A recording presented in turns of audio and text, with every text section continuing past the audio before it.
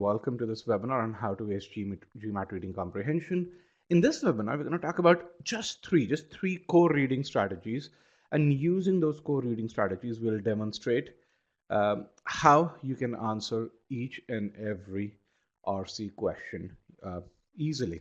Now, GMAT RC doesn't have a lot of concepts. It's primarily the key to acing GMAT RC is to comprehend the passage, and those reading strategies will focus on helping you comprehend the passage. The two concepts that are truly there in GMAT RC, one of them is main point, the other one's inference. So we did, to make sure that you're ready for this webinar, we did send these two concepts your way on main point, or these video lessons your way on main point. If you've not gone through these video lessons, post this webinar, go through them. They are a part of your free trial. We also have some upcoming webinars. We have a quant workshop tomorrow. Think of this quant workshop as a proctored mock test. In this test, we tell you a few things. First of all, we give you a really good estimate of what your quant score is going to be. Then we do causality analysis to figure out why is it that you're not at a Q50 or a Q51 or a Q49. Why is it that you're stuck at a Q42, Q44, or even a Q38? And then we help you build your personalized study plan just for quant. So think of it as an intensive intensive and proctored quant mock test. Then we have a free webinar on GMAT critical reasoning. In this, we talk about a core skill in critical reasoning, that is how to pre-think assumptions. And in this webinar, we demonstrate how using pre-thinking, you can easily solve the most challenging CR questions. This Monday, we have a very unique webinar in which we talk about, we interview students who've actually done with the GMAT and who've gotten admits into B schools with scholarships. So last week we did a webinar, and I was telling the group over here 10 minutes back with a Stanford HKS admit. This week we are doing one with a Rice admit with scholarships. Next week we have one with GSB Chicago. So if you're one of our YouTube subscribers, you would get invites. Otherwise, you can click on these and join the webinars. Okay, with that, about 300 students here. Let's kind of get to know you guys slightly better. Talk about when do you plan to take the test, and yes, very few plan to take the test right away. But I hope this number would go up as GMAT introduces the online version of the GMAT, and we're going to get to know about it very, very soon. The next question that I have is, what's your target GMAT score? Let's get some inputs over there as well.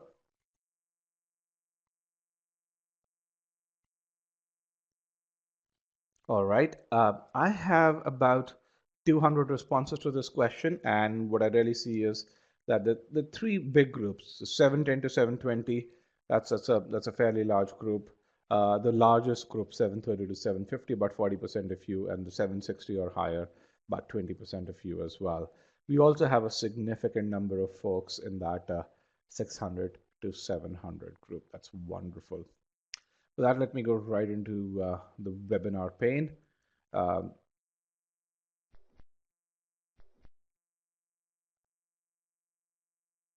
right, as I go into the webinar pane, the screen will change for you, and for a good number of you, the screen should have already changed. Select yes if you can see the slide which says, why should you aim for a score of 730 or higher? And if the slide hasn't changed for you, then just let's wait for a couple of seconds more. Otherwise, again, I'm sorry to have to ask you to join again if such is the case. All right, it seems for a good chunk of you, upwards of 90% of you, the slide has changed. Again, I'm also hoping the audio is still loud and clear. At my end, the audio is fairly loud. Okay, so talked about the target GMAT score. 730 was 730 to 750 was the biggest group, and as you aim for that score of 730 or higher, or 760 to 770 scores, what you're going to find is, as working professionals, you're going to find that there are those times when you tell yourself to give up, or your mind says, man, this is too hard. And I'm going to spend about 6 minutes talking about why is it that at those times you should tell yourself it's worthwhile to aim for a 730 and not settle for a 700. And I want to give you three reasons why you should go for those scores. Reason number one is if you're aiming for top B schools, and you truly should in today's world, they now require a score of 730 or higher, more or less. Reason number two, scholarships. If you're aiming for a scholarship, and let's kind of talk about this. How many of you are looking forward to getting scholarships from B schools? About 90% of you are. So if you're looking for a scholarship, based on our estimates, and e-GMAT get about $30 million worth of scholarship, give or take, every year. 50% of the scholarship amount that is reserved at various B school goes to students who score 730 or higher. And the third reason, which is there, is this is something which is probably the most ignored reason. When you look at the total earnings over a 10-year period from between graduates, those who go from graduate from a top B school versus those who go from a tier 2 B school, the median delta in those total earnings is about $500,000 or so. So overall, these 30 points, 700 to 730, could be worth about $500,000 for you guys. And I'm going to kind of share some data with you just to prove this. So reason number one, top B schools now require a score of 730 or higher. You can really see this table, which shows the trends in median scores at a few of the top 25 schools. Now, you'll observe two things. One, most of these scores are around that 730 mark. Two, Harvard and Stanford are not here. Why? Because even in 2014, they were at that 730 mark overall. In fact, according to stats, for 23 out of the top 25 schools, median scores at 23 out of the top 25 have increased, and this is despite the fact that total number of GMAT applications to these schools have declined during this period. In fact, there's been a 20% decline in the total GMAT test taking population in the year 2020. When you look at MIT and Columbia, what you're going to recognize is that 80% of the admitted class has scores of 700 or higher. Now, we don't know about other B schools. Why? Because they don't release that data publicly. Now, this trend is not limited to just top 25. And Christo will know this doesn't account for GRE test takers, but the trend's fairly similar over there. This is just the GMAT test takers. But so the four black dots over here are schools in ranks 26 to 30th, and over there a similar trend prevails. And then there's some anecdotal data. So this is statistical data prior to this. Over here now, this is anecdotal data. As one of our former students, Nishant, who was rejected by Tuck and a bunch of other schools when he scored a 690. Once he got a 740, he got multiple full fellowships. He's a current student at Columbia. Now, the nice thing about Tuck is it will tell you why they're rejecting you, especially if they consider you to be a potential. And the feedback given to him was, hey, your score's bad. Pravi, with a score of 680, applied to many schools, didn't get a single interview invite. Updated the application with a 740 score, got 5 interview invites within 7 hours. Got multiple fellowships and now is a current student at Kellogg. Krishnakant, 680, with a 680 in R2, was rejected by every school that he applied to. With a 720 in R3, got full fellowships from every school he applied to. Just the difference that 40 points can make over here. And again, bottom line is that your GMAT score is way more important today than it has ever been. And so that was reason one, top B schools now require that score. Well, reason two is scholarships. And as I mentioned earlier, e-GMATers get about $30 million worth of scholarships every year, give or take. And based on our estimates, 55% of those scholarships go to people who score a 740 or higher. And 80% of that scholarship money goes to people who score a 700 or higher. So if you do the math over here, which means if you get a 740, you're going to get at least $40,000 worth of scholarship. In fact, if you apply properly, probably get multiple full fellowships based on the data that we have. And when you think about scholarships, there are two factors that decide scholarships. One is your GMAT score. The second is your performance during interview. And here's some anecdotal data. So Mansi, one of our former students, currently studying at Harvard, she got about $90,000 worth of scholarship. She had a 770. Victor Makula, again, one of our former students. And again, the YouTube links go to the YouTube interviews, by the way. So if you click on them, you should be able to get there. He got a full ride from Ross and Keenan Flagler. It was about $142,000 worth of scholarship. Kong Bui, again, 760, got 4 full fellowships. From Ohio Fisher, he not only got a full fellowship, but he got an assistantship, which meant that the school paid him $1,700 every month to study over there. So, I mean, talk about paying for the GMAT versus getting money to paying for your MBA versus getting money to study at a B school, and he was one of the few guys over there. And as you watch his interview, you're gonna find, he doesn't have really great extracurriculars. His diction isn't perfect, but primarily, the reason he got this fellowship was he had a great GMAT score and he did the interview well. He did the basics right. Yeah, and there's nothing extraordinary about it. And again, we talked about these cases before, so you can really also see the scholarship amounts that these guys received. And here's another unique case. So one of our former students, who's actually going to be conducting the what we call as the Bear All series. How did B school admits make it?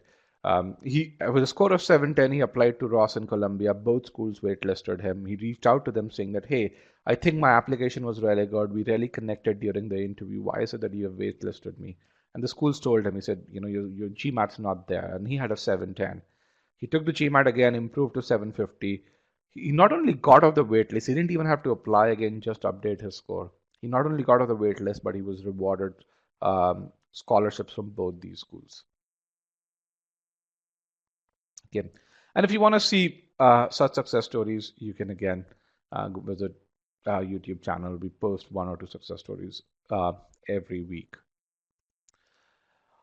And again, here's a quote by John Fuller, who's a former admissions director at Ross. He says, someone with a 770 is much more likely to get a financial award.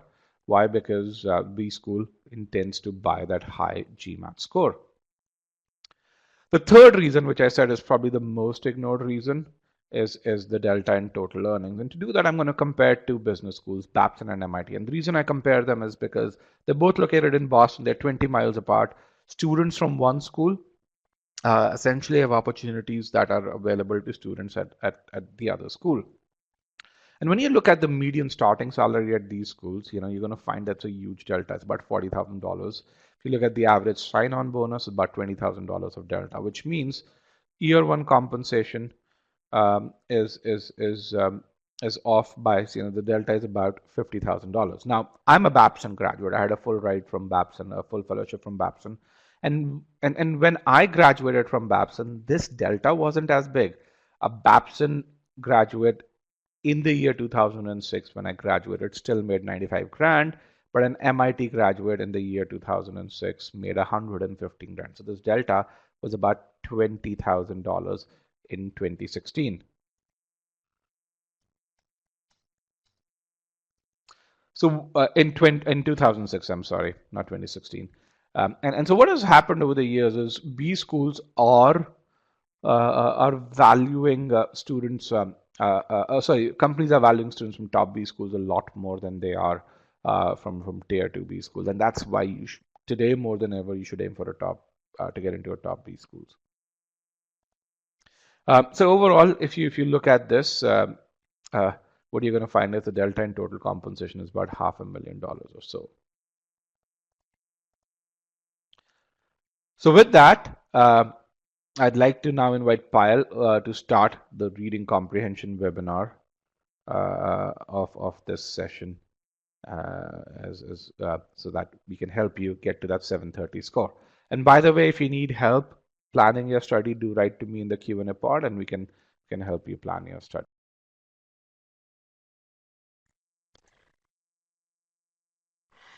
All right, thank you, Rajat, for that wonderful introduction, and welcome everyone to this reading comprehension webinar in which we're going to help you understand how is it that you can get to that 730 score. And today we'll be talking about reading comprehension. All right. Okay, so let's get going. Now, before I tell you what is important to get to that 90th percentile in reading comprehension in order for you to get to that 730 plus score, I want to understand what is your current approach towards reading comprehension. So what I'm going to do is I'm going to ask you a couple of questions. Some of them would be simple yes no responses, some of them would require a little bit of descriptive response from your side. Okay, so the first question is, how many of you enjoy reading comprehension? Now by that what I mean is, let's say according to your study plan, tomorrow you need to start preparing for reading comprehension. How many of you sit down today and you're like, yeah, I'm really excited, it's going to be reading comprehension time now? All right, so I can see that about 70% of the class is not excited at that prospect. Okay, all right, fair enough. Why is that the case? Why is reading comprehension? Actually, before I ask you that, let me ask you this. How many do you think reading comprehension tests more concepts or fewer concepts than, let's say, quant or sentence correction? Does reading comprehension test more concepts than quant or sentence correction? No, right? About more than about 80% of the class thinks no, it doesn't test more concepts. So in terms of learning of concepts, there isn't as much to learn in RC as compared to in sentence correction and in quant. Then why is it that you get bogged down by the prospect of preparing for RC? Now write down your descriptive response. What is so bad about RC that you're not excited about preparing for it?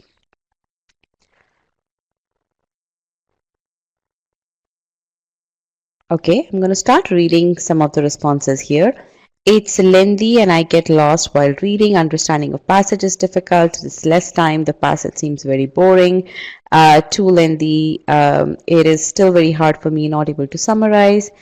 Comprehending the passage, impatience, poor vocabulary. Okay, so I think from what you are telling me, the reason why you don't feel as much in control of RC as you do for potentially other as you potentially feel for other sections is, first of all, there are fewer concepts to learn.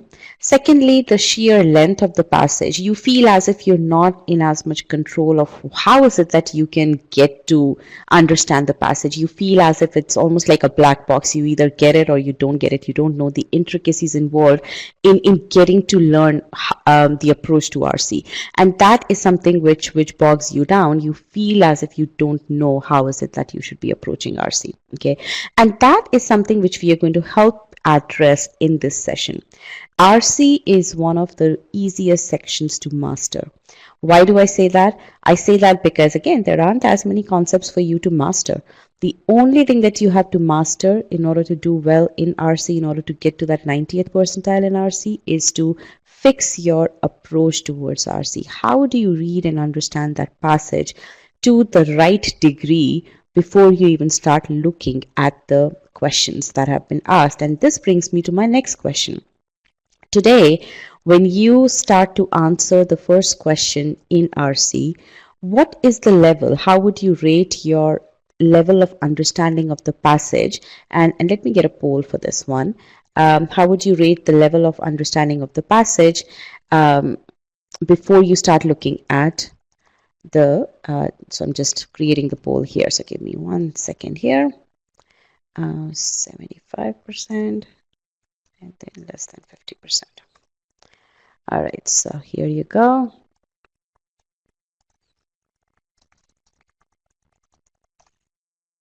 Okay, so tell me, less than 50%, 75%, or 100%?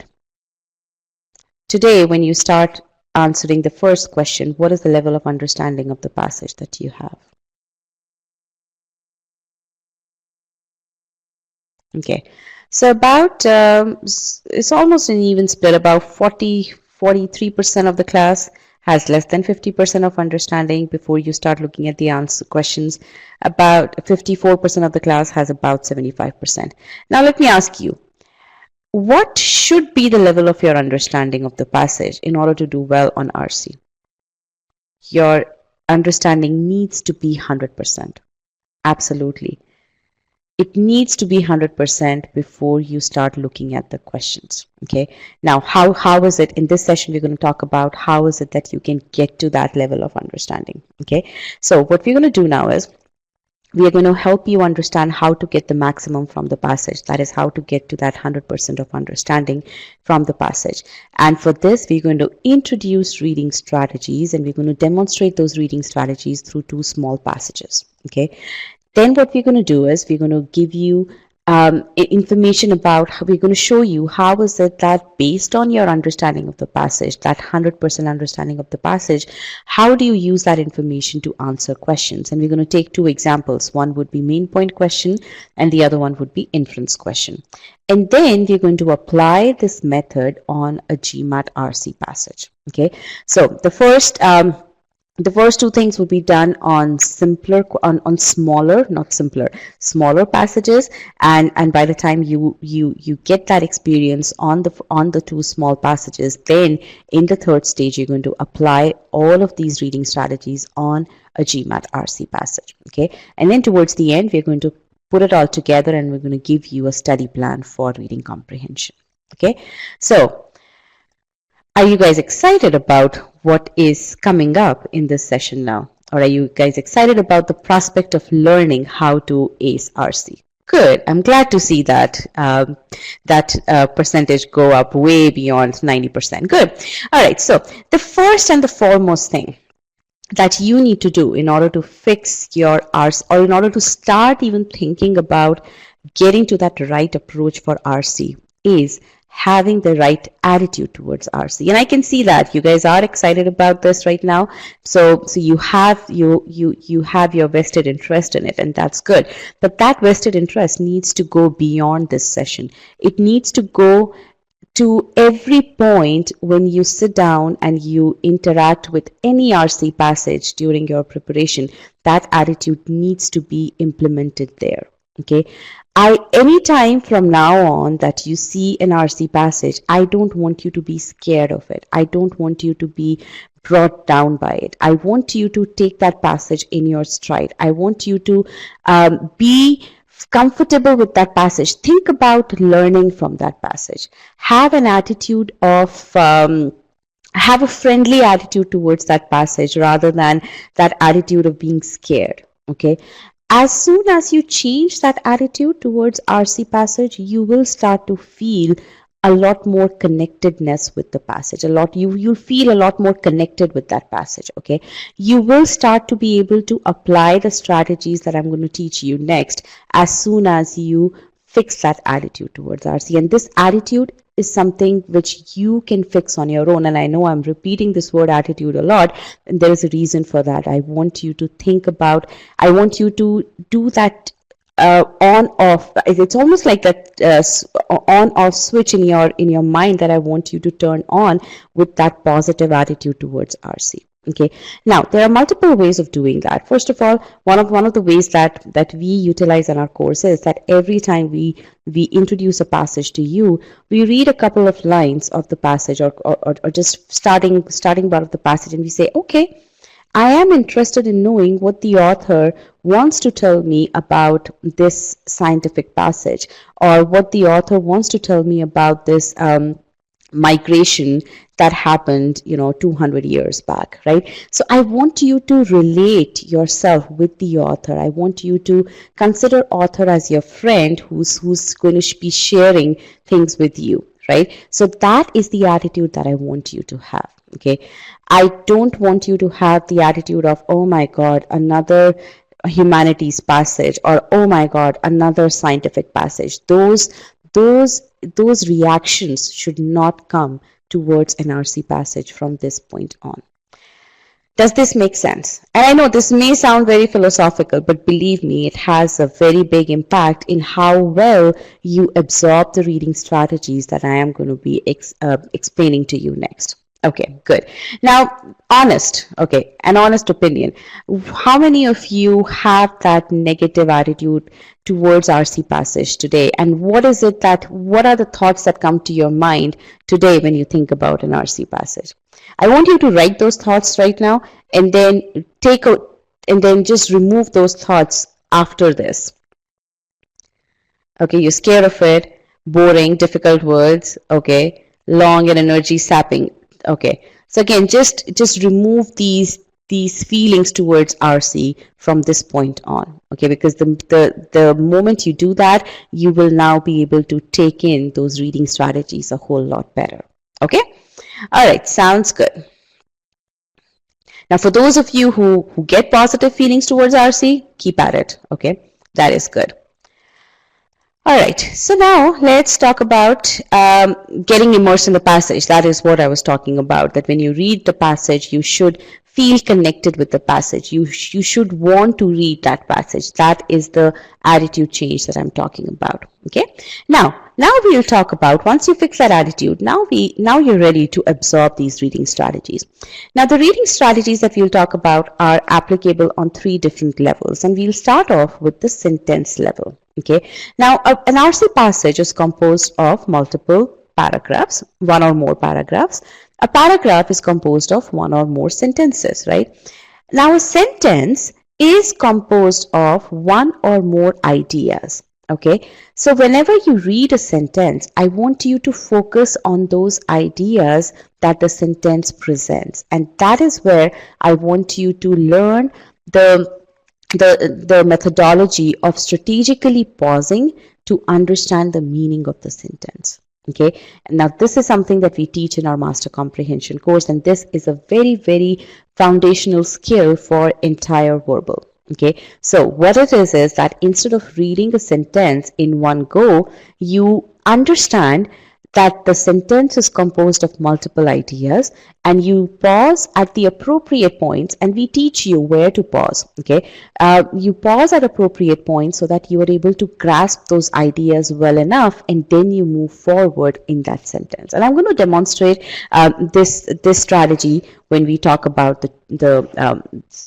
when we take up our passages. Okay, so this is the first strategy. The second strategy is, as you are reading through the sentence, or through that one sentence, or as you're reading the next sentence, be on a lookout for keywords which are very, very precise keywords. Okay, for example, let's say if in sentence 1 I say that so I present a positive aspect about a certain principle, or a certain so if I talk about positive aspect about a certain principle, and then I say, having said that, what would come after that?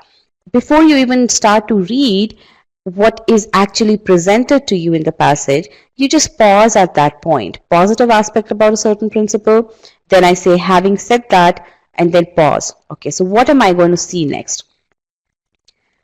I'm going to see contrast, but yeah, a little bit more explicit. I've heard about the positive aspect of that principle, and now I say, having said that, so I'm going to see the negative aspect of that principle, right? Now, it's very important for you. Now, you may ask me, okay, if the information is already given to me there, why should I pause? Why should I waste my precious time? And that's a good question, okay? How many of you had that question? I'm asking you to pause, which means I'm taking time away from you, right? So yes, and that's a very logical question. The reason why you need to pause is that, yes, so one of you has actually said that you continue to get immersed in the passage. You continue to stay immersed in the passage. You are connecting with the author. And think about this. When you are in a conversation with a colleague or a friend or a relative, as the other, and a good conversation, right? Let's say you are debating about a certain aspect, right? Now, when the person says something, you're always trying to understand the logic behind why the person is saying that, and you're also kind of thinking, okay, if this is what he's saying, he may be going in that direction. So you're kind of predicting the way the conversation will carry forward, right? That's the same thing which you have to start doing when you're reading a passage. And again, this reading strategy, and again, these strategies are all helping you to stay immersed in the passage, right? So this strategy, what it does is, before you even start reading what is coming next, you have to you have to understand, okay, I think the author is going to say this next, right? When you have already primed your mind to based on that, now when you read what's coming next, you are able to grasp that a lot more effectively. That is the that is the reason why you need to pause in order to predict, why you need to pause in order to stay immersed and in order to learn what the author is going to say next in a lot better manner. Okay, so essentially you are pausing, you're looking at those keywords, and you know for sure that if there is a but, there has to be a contrast. If there is a because, there has to be a reason. If there is a since, there has to be a reason. If there is a nevertheless, you know that, okay, he's going to give you some kind of contrasting information, right? So those keywords are very deterministic, right? So you always have to pause and understand what is coming next so that you're able to absorb that information a lot better. Now, if you read fast, if you simply skip through those keywords, what ends up happening is there is a lot of overload in your mind. How many of you have experienced that kind of overload of information in your mind as you are reading the passage? Almost everyone, actually everyone, right? And that overload can be prevented if you are pausing as you are reading the meaning of the sentence. Okay, now a couple of you asked me, what if the passage is not interesting? And again, remember, this is why I talked about the attitude. Regardless of whether you have interest in science related passage, regardless of whether you have interest in humanities passage, till you started preparing for GMAT, it doesn't matter where your interest lies. I have asked you to change your attitude towards RC, which means I've asked you to commit to whatever RC passage you come across during your preparation for RC. Okay, so that is what you need to do. Regardless of the topic, you have to be interested in that, and that is where the attitude change is going to come from. Okay, you have to force yourself to be interested in that passage. Okay. All right, so now let's come to the third point, summarize and predict what's next. And this strategy also helps with making sure that there isn't any overload of information. And what this is that as you start to, whenever you say you're pausing, okay, there's still a lot of information. You're pausing, you're predicting, right? You're able to understand the individual the significance of individual parts, right? But if you don't summarize, let's say there are 5 things that you have read so far, and those are all disjointed 5 things, right? Because you read one thing and then you move on and then you read the other thing. Now, till the time you don't summarize those things, you would not be able to feel in control of what you have read. And that is why the third strategy is very, very important. You summarize that whatever you've read so far, so that you don't get to feel the overload of information, and then you move on. Now, another thing that summarization helps you with is, as I said, you need to be in control of the passage, right? So you are reading the language that the author has put forth, right? Now, the author was comfortable writing that language. You may not be comfortable assimilating that language and reporting that language. So when you summarize, you are taking charge of that passage by changing, by putting the passage in your own words, right? That is what the summarization really helps you with. Okay, so understand the sentence structure by strategically pausing. Not only that, predict the thoughts that the author wants to present utilizing the keywords. Third thing, put it in your own words. Summarization means put it in your own words. Okay, if you do that, there is no reason why you wouldn't be able to understand the passage to the degree that you need to. Okay, and again, these strategies, they all work at different levels. They work at sentence level, they work within the paragraph, and the last strategy works within the paragraph as well as among the paragraph. Okay, now you may ask me, when should I write the summary? Okay, do I need to write summary for every paragraph or for the or at the passage level? Well, it depends on you. It depends on what makes you comfortable in writing the summary.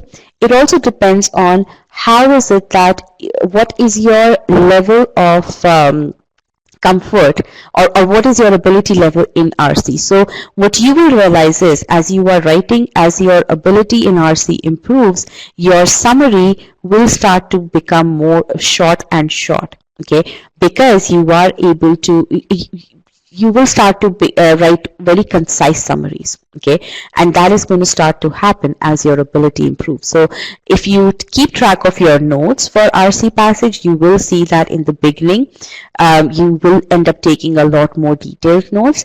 As your ability improves, your notes will get a lot more precise, and as you get to that point, you will start to, you will the patterns in the passages, the connections in the passages will start to emerge very well in your mind, that your summaries would be a lot more concise. Okay. So there is no right or wrong way. There is no one way. It's taking notes, writing summary is all about what helps you understand the passage, what helps you take charge of the passage. Okay. Does this make sense?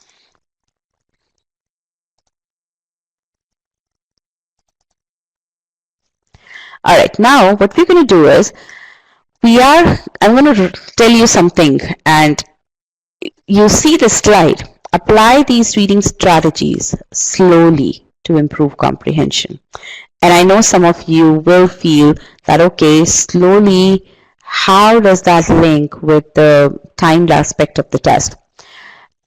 You need to read slowly, you need to pause, you need to read slowly in order to get to that 100% comprehension of the passage. Okay, if you don't read slowly, you won't be able to get there. Okay, and I will talk again, these strategies have worked for thousands and thousands of students. I wouldn't be sitting here in this session in front of you touting these strategies if these strategies didn't work. Okay, so I want you to take my word for it. I want you to take the word of all the success that our students have had with these strategies, and I want you to imbibe these strategies and apply them slowly on the passages that I'm going to show you next. Okay, it's my promise to you that if you apply these strategies slowly, if you start to imbibe the reading strategies, your ability will get to that level wherein this would come very naturally to you, and you would be able to do it in the timed environment of the test.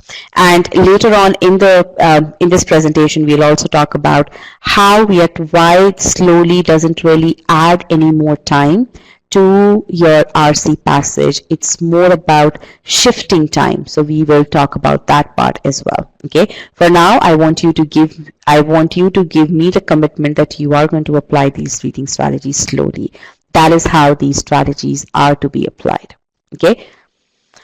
All right. So here is question number 1. What I want you to do is read the passage. I'm going to show you the passage. Read the passage, and right now I want you to click on no, because that just tells me that you haven't as yet read the passage. Right, and then when you're done reading the passage, I want you to change that vote to yes. Then I will give you the question pertaining to this passage. Okay.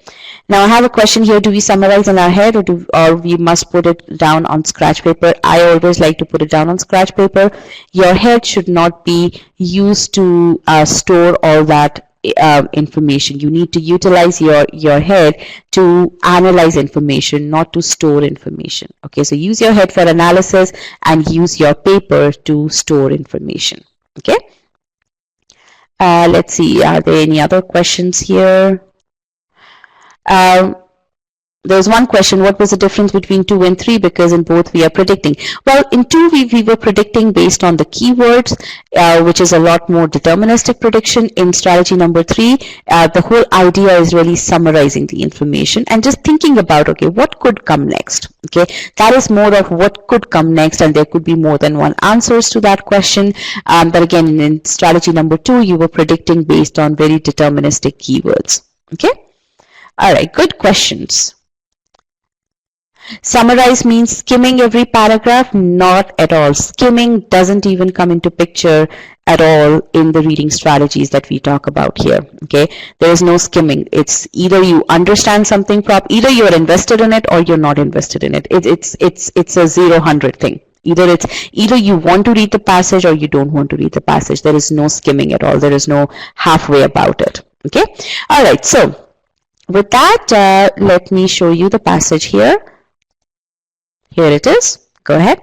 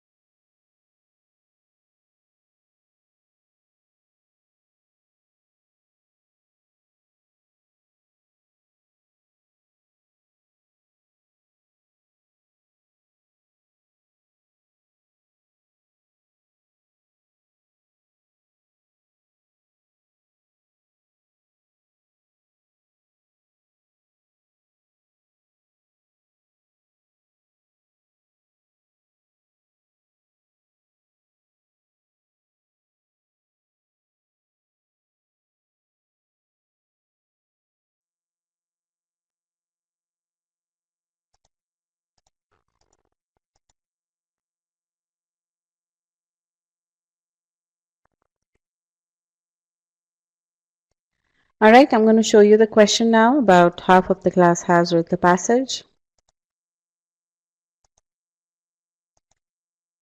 Here's the question, and I'm going to show you the poll as well.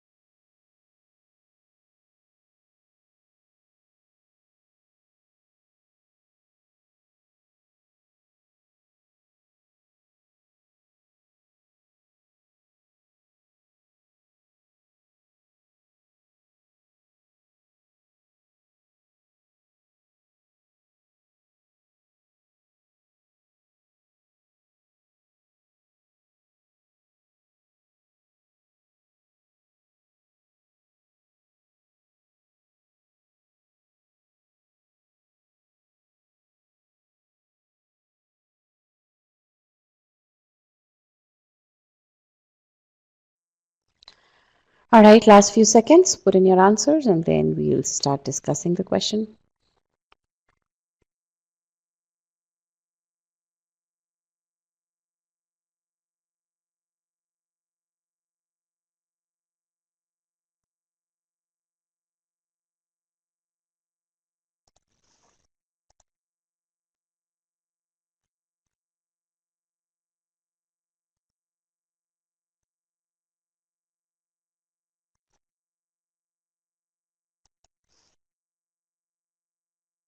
All right, I'm going to end the poll now. So about 236. Okay, yeah. All right, so let's go through the solution now.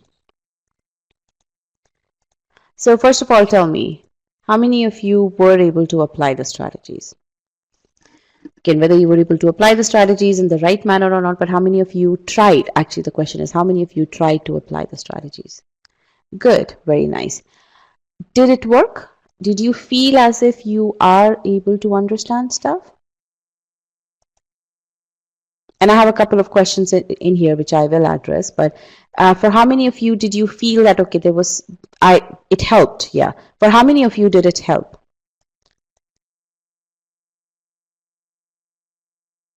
Okay, good. That is really nice. Okay. Now again, these strategies, it's not a on-off thing that, okay, as soon as you start applying them, you will be able to get them. You need to work at it. And right now, I haven't even demonstrated these strategies to you. So, but at least you gave them a shot. Now, when I walk you through how is it that I would apply these strategies, you would be able to compare your approach with the approach that I use. Okay, and then you'll be able to figure out what exactly what did you not do, okay, and what exactly you should have done. All right, so that's what we're going to do now.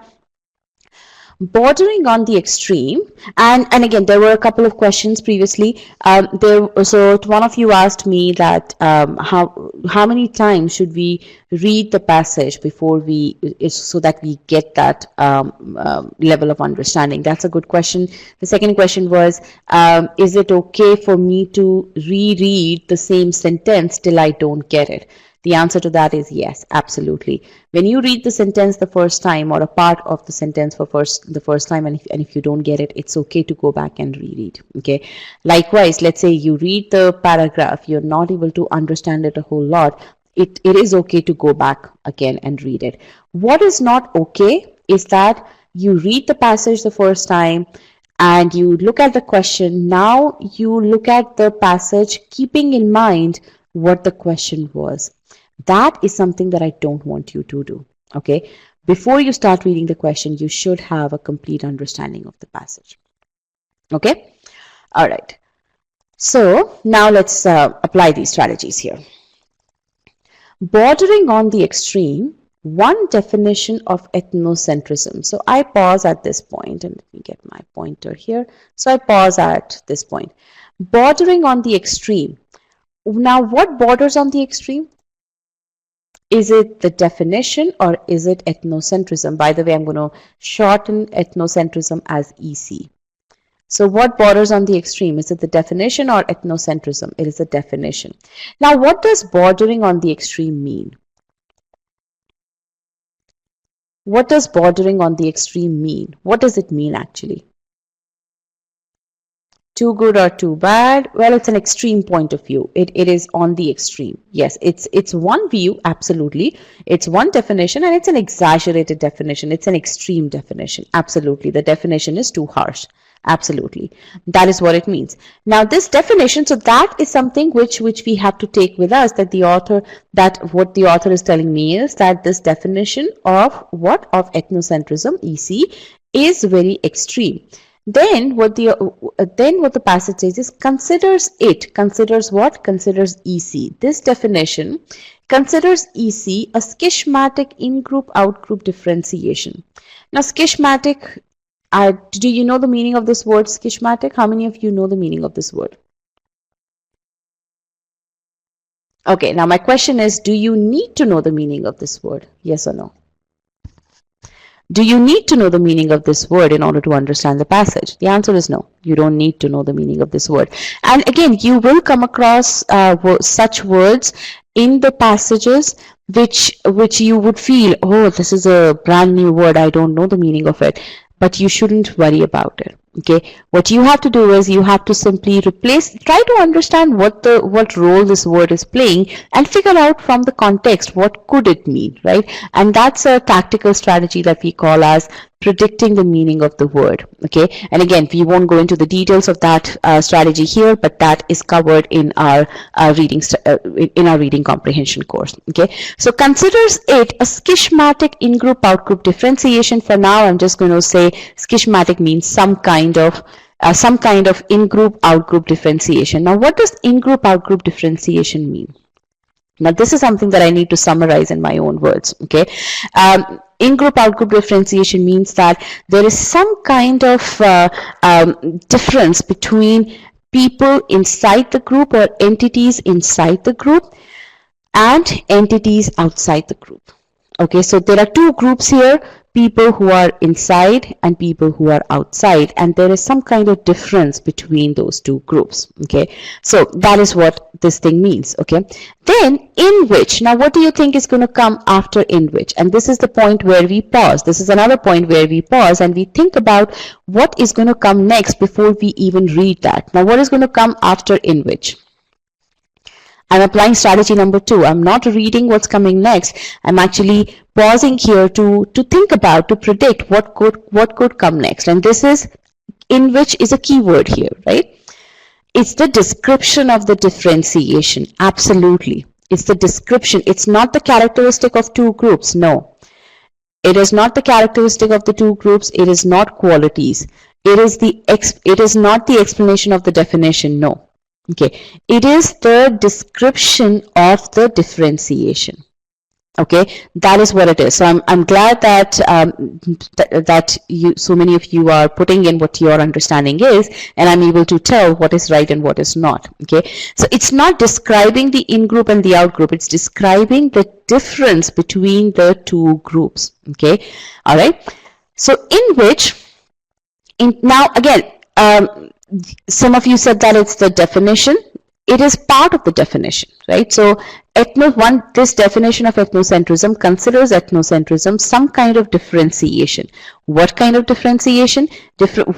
What is that differentiation? That differentiation is in which now we start to read what follows next. So this is giving the description of this differentiation, in which internal cohesion, relative peace, solidarity, loyalty, devotion to the in-group are correlated with something else. And I pause here. Okay, I pause at this point because I've read so many heavy words. I need to just wrap my head around what each of these actually mean. Okay, together. Now, let's think about it. Internal cohesion, relative peace, solidarity, loyalty, and devotion to the in-group. Now, first thing that I want you to think about is that this description, this part of the sentence talks about the differentiation. Differentiation between what? Between the in-group and the out-group, right? in group and the out group. And till now, till this pause point, what I've read is something about something related to the in group. Now what's going to come next? Something related to the, beyond this point, what is going to come next? Beyond this point, what is going to come next? Something related to the out group. Now this is the kind of prediction that I was talking about. Okay, so that is another point where we predict what's going to come next. Okay, now let's before we go there, let's first understand what is the intent behind internal cohesion, relative peace, solidarity, loyalty, devotion to the in-group. What do you think? How can you summarize these heavy words in your own words, in your own terms? Internal cohesion, relative peace, solidarity, loyalty, and devotion to the in-group. How can you summarize? These are positive things, yes. Love your own, absolutely. Togetherness, positive treatment towards your own people, absolutely. This is the positive behavior to the people in the group. And look at this. So all of you have understood it correctly, whoever is putting in the responses here. And look at that each of you has your own way of summarizing that information. That's what works for you. Okay. And that is the beauty. That's the whole point of summarizing information. Okay, so it's not features of the in-groups. That is not what it is.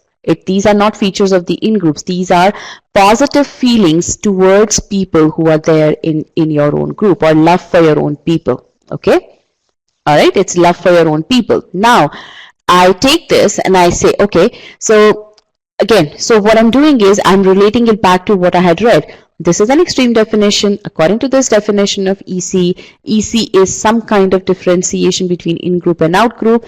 In this differentiation, there is love for your own people. Now, are correlated. So, love for your own people is correlated with what? Now I start reading what comes next. With a state of hostility towards outgroups. Okay, so if I love so according to this theory, if I love my own people, then that love is correlated with my hatred towards outgroups, towards people outside of my group. Okay, then there's further description, which are often perceived. Now, what does this which describe? What does this which describe? Outgroups, absolutely. This which describes the outgroups, right? Which are often perceived as subhuman and or incorporation of evil. Again, these outgroups are considered evil. Okay, considered evil, right? They are perceived as evil. So, what does this sentence mean? This sentence, this paragraph, which is actually a single sentence, gives me an exaggerated definition. What is this definition? According to this definition, there is some kind of differentiation according to which love for your own people is linked with hatred towards outside people. Okay, all of these heavy words summarized in this form. Okay, I want to ask you something. If, let's say, the sentence were simply presented like this, in a proper sentence form, what you see over here on the side, would it have been difficult for you to understand? EC is an exaggerated definition. According to this, if you love your own people, that's kind of linked with your hatred towards other people, right? It would have been very easy for you to understand, right? But you're not going to get off that easy in the GMAT exam. You have to read this heavy text of information so that you can, and your goal should be to simplify that information in this form. Okay. Now, how many of you were able to get to this simplified explanation on your own when you read the passage? Okay. And it's absolutely okay. You guys are learning the process. That's what I'm here for, okay, to teach you the process and to introduce you to these reading strategies, right? Now, when I went through this passage, I applied those 3 reading strategies. I was pausing, I was predicting what's coming next, I was summarizing. How many of you were able to see that in action? How many of you were able to see what I was talking about and what I was implementing? Good, very nice. how many of you feel that it is doable, it is in your control, it is something that you can get to, that you can also do it this way? I am absolutely amazed with that confidence. That is what I was looking for. That's what I always look for. Okay, you saw, I taught you the strategies, you tried applying those strategies. Now you saw me apply those strategies, and you were able to connect that, okay, those 3 strategies, this is how we need to apply. And you saw the simplified version of the output. Actually, you saw the output of those strategies. Okay, it needs a lot of practice. Nothing comes easy. Okay, if it came easy, then getting to that, then it wouldn't be 90th percentile. Think about it this way. If it was easy, everyone would do it. Okay, then it won't be 90th percentile, right? All right, so now we're going to take this information. So again, let me get rid of all of this annotations, and we'll, okay. So essentially, let's now put it together. So what do we have here? So this passage presents one definition of ethnocentrism. It indicates that the definition is a bit exaggerated, and according to the definition, these two are correlated.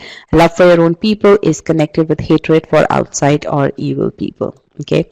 Now, if you think about it, the first part over here, it's given in the passage. Okay, definition. It's right in your face. It's given in the passage, right? So there isn't much of an analysis that you need to do over here.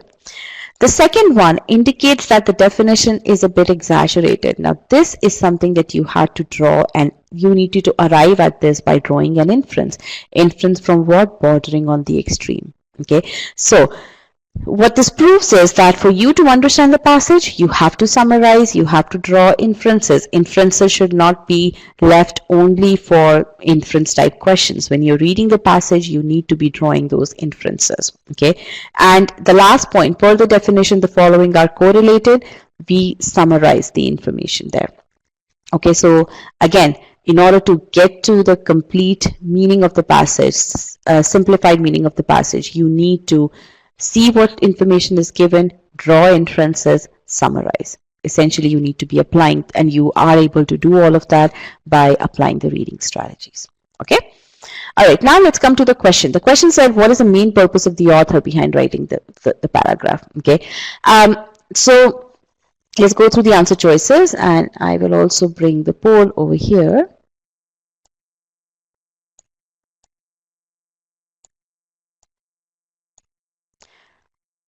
So choice A, not many people selected, about 13 of you selected. Now choice A, I know why, and again, it's important to know why you selected a choice and why you rejected a choice, okay, and whether you rejected it for the right reasons or not. Okay, it's very important, and that's what we're going to be doing here. Choice A, to criticize a concept that encourages hostility towards people not belonging to the same group. Now, criticize a concept. I believe that those of you who selected choice A, you saw the word bordering on the extreme, and you saw certain negative words also in the passage, just at the surface, and you thought, okay, there is criticism, there are these negative words, there is criticism, so this could be the correct answer, and you selected choice A as the correct answer. And that is one of the reasons why many of you, why a person would select choice A as the correct answer. Again, that is an indication that you're just skimming the passage. You're not really getting into the depths of the passage. Okay, so the author presents a definition of EC. He's not criticizing, right? All he's saying is that this definition is exaggerated. He's not saying that the concept of EC is exaggerated. Okay, is exaggerated. So he's not criticizing the concept of EC. He's simply talking about that the definition is he's critical of the definition, that the definition is exaggerated. Okay, now, to evaluate the concept of ethnocentrism while enlisting its various features. Now, when I asked you what is the purpose behind presenting those features, right? Those terms, solidarity. What was the exact term? Let me just go back. Relative peace, solidarity, internal cohesion, loyalty, devotion, right? A couple of you said at that time that these are features of EC, and again, that same logic or that same understanding will the author of this question played on that incorrect understanding. Okay, there's no various features. You saw multiple terms. How many of you, and there are 58 of you who selected choice B, how many of you who selected choice B actually saw those multiple terms and you automatically thought, okay, these must be the features? Absolutely. And that is, again, that's an indication that you haven't understood the passage. And it's very important for you to take these clues from how you are analyzing the answer choices, okay, and take those clues to tell you, are you applying the strategies the right way? Okay, and this is going to be very important as you start to learn, as you start to build your abilities in these strategies. Okay, definitely review the answer choices in detail and think about, okay, why did you select this incorrect answer choice? Okay, if you thought that, okay, these are features, then you are just skimming on the surface. You didn't go into the depths. Okay, so you weren't able to apply the reading strategies. Okay, remember, it's an iterative process. It's a new skill that you are learning. You're not going to get it right away. You have to practice, right? But practice while thinking where you're faltering and implementing those corrective actions. And that's why taking clues from how you are answering a question after reviewing the detailed solution is very, very critical for that. That feedback is very, very important. Okay. All right. Now, the other reason why this choice is wrong is evaluate. Now, when you evaluate, what do? You look at the pros and cons of a particular aspect. Now, for those of you who selected choice B as the correct answer, again, the 57 of you, how many of you thought that, okay, there are these positive features mentioned, positive something mentioned, with these relative peace, solidarity, loyalty, and there is this, state of hostility mentioned. So these must be the pros and cons. One is positive, the other is negative. How many of you thought that to be the case and then selected choice B? Again, quite a few of you. Okay, again, that's an indication that you didn't understand the reasoning behind mentioning these quote unquote positive stuff and quote unquote negative stuff, right? You didn't understand the purpose, and that is why you selected this answer choice. Okay, so again, what I want you to get from this is, I'm not just solving the question here. What I'm trying to tell you is convincing you of the importance of getting to that 100% understanding of the passage, because I know there's a lot of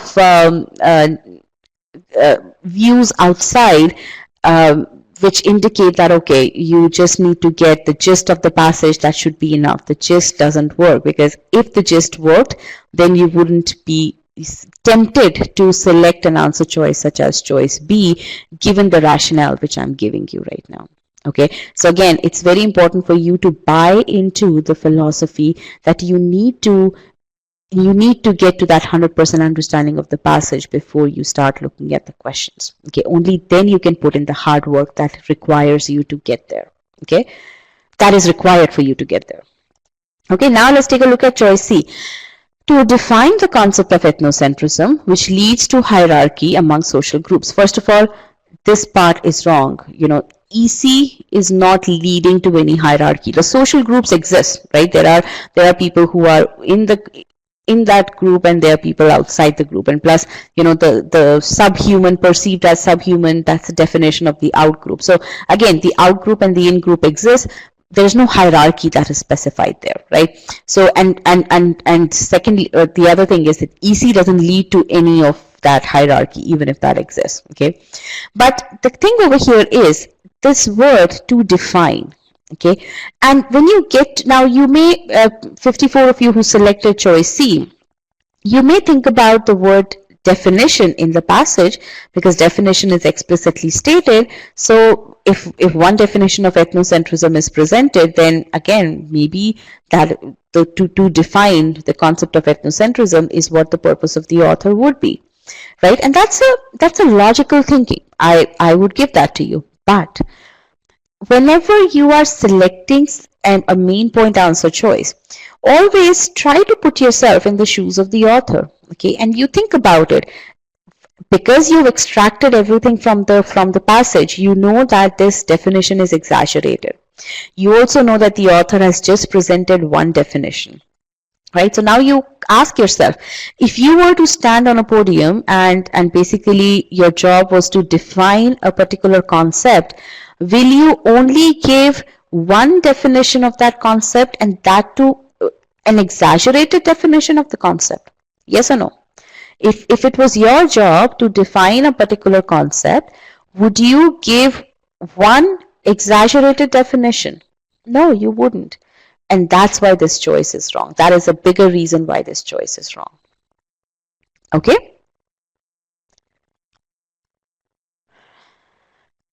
All right. Now, I have a question here. I think this is regarding the subhuman part, hierarchy, right? Isn't one group thinking itself higher than another group by labeling them subhuman the exact definition of social hierarchy? You're absolutely right. But ethnocentrism is not what is leading to this hierarchy. What I said was that this hierarchy exists, right? But ethnocentrism is not leading to the hierarchy. What ethnocentrism definition, according to this extreme definition, what it's saying is that if you love people who are in your own group, you are going to hate people who are outside that group. Okay, that's what it's saying. It's not saying that ethnocentrism is what is going to lead to the in-group and the out-group. That's not what it's saying. It's talking about how you react to people inside the group and how you react to people outside the group. That's what the definition of EC is. And again, that is why that 100% understanding of the passage is absolutely critical. Because if you don't have that understanding, then a 700 level passage is going to is going to take the control of your exam, and you don't want that to happen. Okay? Now, the next thing is to define the concept. Again, that is a much bigger reason why this choice is wrong, right? So always put yourself in the shoes of the author. Now let's come to choice D, which is indeed the correct answer, to introduce the concept of ethnocentrism by presenting a view on it. Now, to introduce the concept, yeah, you can very well introduce a concept by presenting an exaggerated definition. That could be your very catchy introduction. Absolutely, right? You are piquing the interest by giving an exaggerated definition, right? So yeah, to introduce seems to be is correct. By presenting a view on it, yeah, it's an exaggerated definition, and the author was very vocal about that. So he's presented a view on it. So that's why that is the intent of the author behind writing this passage. So just put all of this into perspective. We've solved just one question, main point question, okay? Main point question that's supposed to be more of a summarization question, right? But look at how for evaluation of each answer choice, we have utilized our 100% understanding of the passage, okay? If for main point question, even to evaluate each and every answer choice, we had to go back into our 100% understanding of the passage. You can imagine, you can now extrapolate that and understand how much it is required for you to get that 100% understanding of the passage in order to solve all the questions in RC correctly. Okay. And again, all those three strategies will be required. You need to master all those three strategies in order to get to that 100% understanding of the passage. Okay?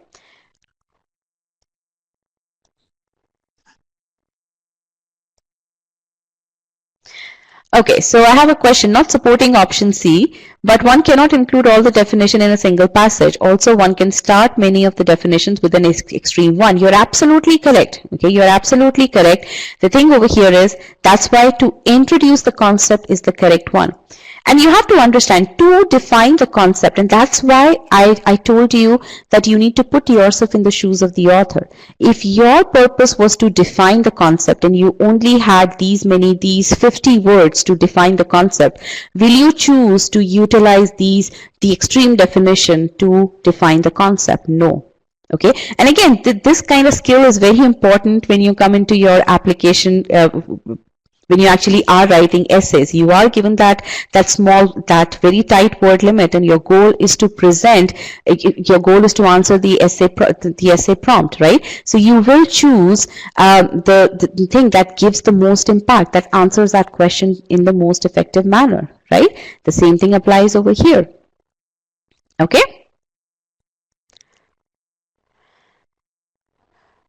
All right.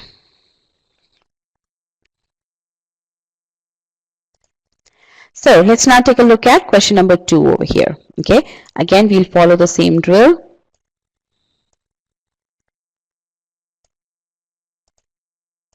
Now again, to continue responding to that question, if let's say the definition was a more general definition, let's say instead of saying bordering on the extreme, it said a more a generally accepted, right, and then one definition, then yes, that's a general definition, and in that case the goal of the author would very well have been to define the concept. That's absolutely fine. Okay. All right, so let's I want everyone to click on still solving. Oh, sorry, no, over here. That way I know how many of you are actively engaged in solving the question, in reading the passage. All right, here you go. Question number 2. Again, try your best to apply the strategies. Okay.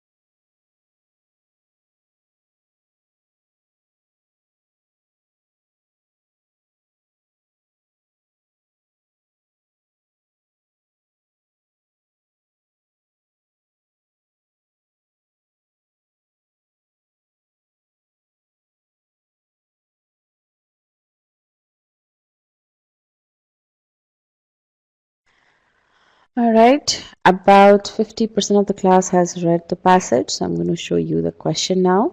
Here's the question. Now, instead of all this is mark one piece of information that can be inferred. Okay.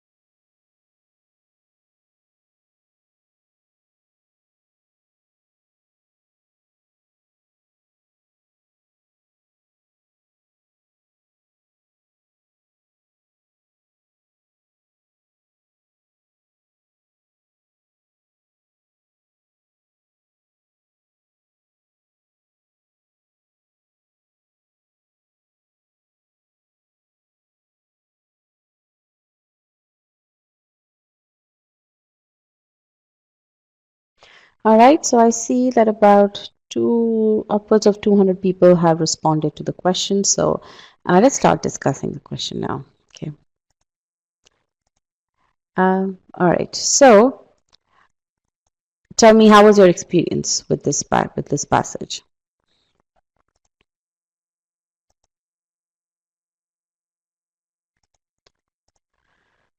Positive, this was easy. Complicated, tricky answers, better than the less one. Better understanding, good, applied. Okay. Challenging, understood the paragraph much better. Okay. All right. How about your experience with the reading strategies? Which strategies were you able to apply? Not rush to answer before reading, all good. Multiple answers seem to be possible. Yes, and we'll talk about that. It's okay. There's a lot of learning over there, so good. Pause. Okay, you were able to pause, understand slowly. Little time consuming. Again, it is going to be time consuming right now. It goes without saying. That's why I'm giving you ample amount of time. I'm not putting a time constraint on you. And again, at this point in time, let me, before I go into the details of this passage, let's talk about this. Tell me a skill that you have in the recent past that you've learned. Any skill. Tell me about a skill that you have learned. Cooking. Okay. What else? Data science, playing golf, guitar, video editing, baking. All right. Playing ukulele, running, walking, cricket. All right. Good. Now, oh, sorry. Let me broadcast the results here. Sorry. Okay. So now I just realized my life has become very monotonous. Yes, after reading all these new skills that people have picked up. Okay, now tell me, when you start brooming, that's an interesting skill, I know, especially in today's scenario. Now tell me, when you started learning this skill, or when you started implementing the skill, did you take as much time as you take now that you are skilled in doing this? Yes or no? Did you take more time? So essentially what I'm saying is, did you take more time to do things according to this skill than what you do today? Yes, absolutely. You would take more time initially because you're learning that skill.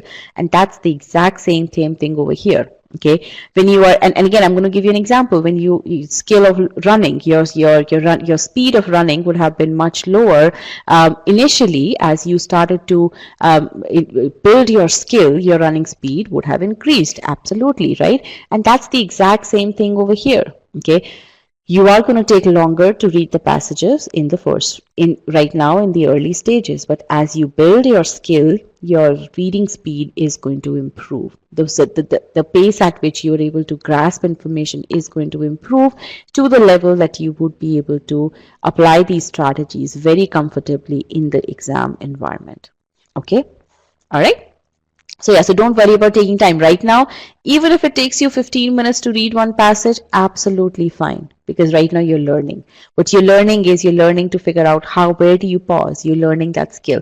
You're learning to figure out how do I predict? What do I do with that prediction? Okay, you're imbibing all those traits, right? You're learning to summarize. How do I summarize in the most effective manner? When do I summarize, right? So you are going to be taking a lot more time, and it's absolutely fine. So I want you to not even worry about the clock when you are doing your practice sessions in this learning phase. Okay, the clock should come at the right time. Okay, all right. So let's now get to this passage. Now let's say I have this passage here. The author says the color blue is considered to have a soothing effect on the moods of people. Now, what can you infer? What do you know that the author believes in? Whenever you're answering an inference question, you always have to think about from the standpoint of the author. When the question says, what can you infer? It means, what does the author believe in? Does the author believe in the fact, and yes or no poll, does the author believe that the color blue is soothing? No, the author does not believe that the color blue is soothing. We don't know, okay? We don't know whether the author believes in that or not. All we know is that the author knows that there are some people who regard the color blue as soothing. That's all we can say confidently. We don't know what the author believes in with regards to the color blue being soothing. And this is a very, very important point. This is the point that you need to be that you need to understand. This is a concept that you need to understand about what is an inference, what do we mean by what can be inferred. And then once you understand the concept, you need to be looking for these things in as you're reading the passage, and I'm going to demonstrate that to you. Okay, but first of all, I want you to understand, whenever the question calls for inference, it always has to be from the point of view of the author. What can you say that the author believes in 100%, right? When would you be, let me rephrase. What is your level? What do you think author believes in? Okay, that's what it is. Okay, so over here, the author, we don't know if the author believes in the fact that if the author believes whether color blue is soothing or not. But yes, we know that there are some people who regard the color blue as soothing. Okay, all right. So let's come to our passage now. All right. Ethnocentrism and its canonical variants are deemed to be intimately connected with xenophobia. Okay, so I pause over here. Why do I pause over here? Because there is this descriptive information that's coming next. So let me just understand what the author has said so far. So, ethnocentrism and its variants and its variations, they are deemed to be intimately closely connected with xenophobia, XP. Okay, now what is the purpose of the word deemed? When you see such words, you have to think about, does the author believe in this? Okay, or what does it mean? Essentially what it means is that some people think that EC and XP are closely connected. Okay, and we don't know right now whether the author believes in that or not. Absolutely. So whenever you are reading the passage, you always have to understand, keep in mind, what does the author believe? Is the author telling you his beliefs, or is the author simply reporting what other people believe? In this case, the author is simply reporting what other people believe. Okay, are deemed to be intimately connected with xenophobia, XP, a complex attitude system cum sentiment structure involving aversion, dislike, and antagonism vis-a-vis the stranger or the alien, and everything that the stranger or the alien represents. Now, I read this entire thing in one shot. I didn't pause anywhere.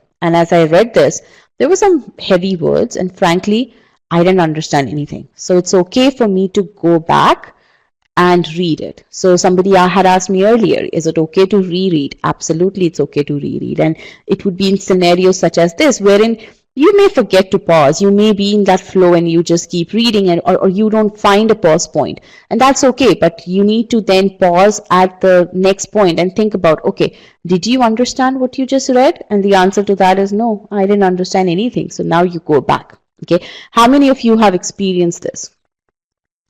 How many of you have experienced exactly what I experienced right now? That you read something, you're in that flow, you don't pause, and then you're like, okay, what did I just read? What do you do in that case? You have experienced that, but what do you do typically in that case? Many of you, how many of you just continue with the passage? Go back. That's good. You need to reread, and this time you need to reread by pausing. Okay, very, very important. Okay, so now a complex attitude system cum sentiment structure, and you need to continue to summarize. Okay, so now look at what I'm going to be doing. A complex attitude system cum sentiment structure. So all this is saying it's some complex structure. Okay, I don't even have to worry about attitude system cum sentiment. I don't even care about that, right? So a complex structure involving, okay, it's a complex structure involving aversion or dislike, so dislike, and antagonism, again dislike. So all these three words, all they're saying is hatred or dislike, vis-a-vis the strange or the alien, vis-a-vis the strange, okay, and everything that the stranger represents. Again, this is also saying exactly the same thing. So all this is saying is that there is this XP is nothing but, this is giving a description of that. XP is nothing but a complex structure in which there is hatred towards aliens, hatred for aliens. That's what this is. Okay. Now, Now I continue.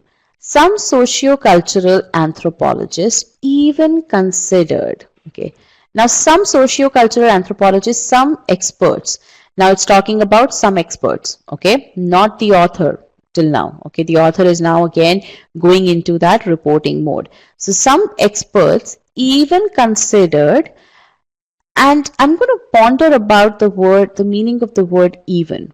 Why do you think, and I want to pause here, even considered, I'm going to pause here. Why do you think the author has said even here? And this is where linking back to what you have said, what the author has said till now is very, very important. Okay. So it's not that he is no, see, because the author has said some socio-cultural anthropologists, some experts, he's now talking about what some people consider, right? So the very fact that he's talking about some experts means that he's talking about their views right now, okay? But here, even is linked back to what the author said earlier. The author said that there are some people who think that EC and XP are closely connected, right?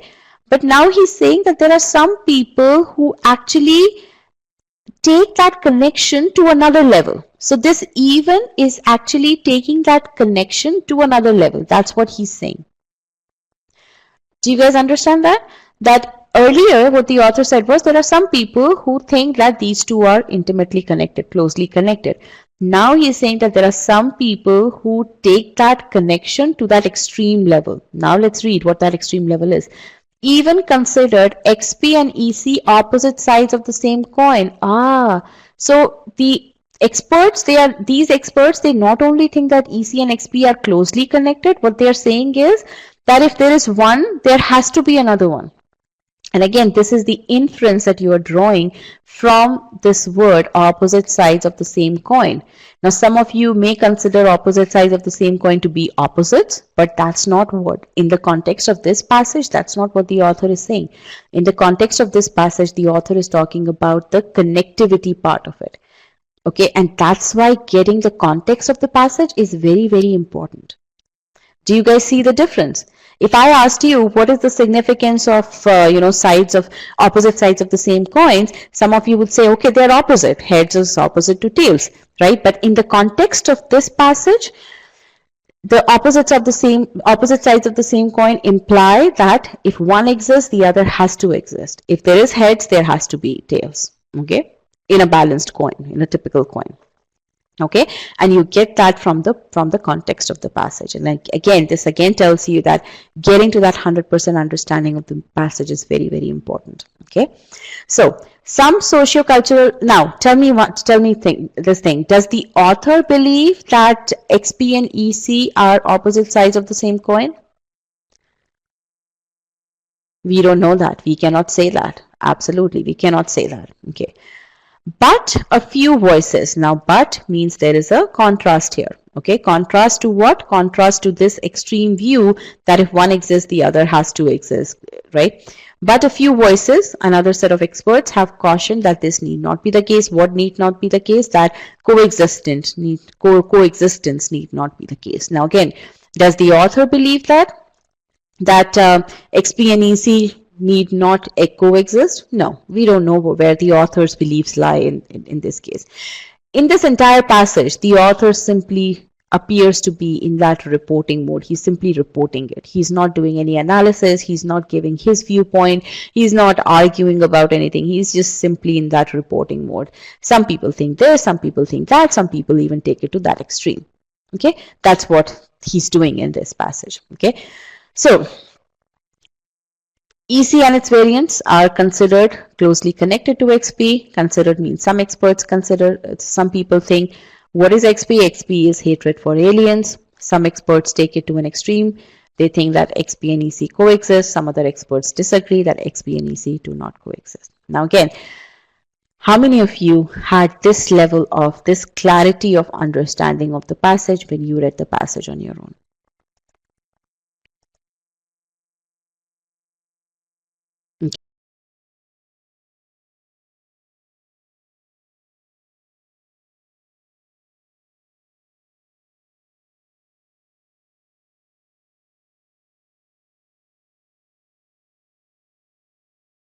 Okay, so about half of the class did, which is good.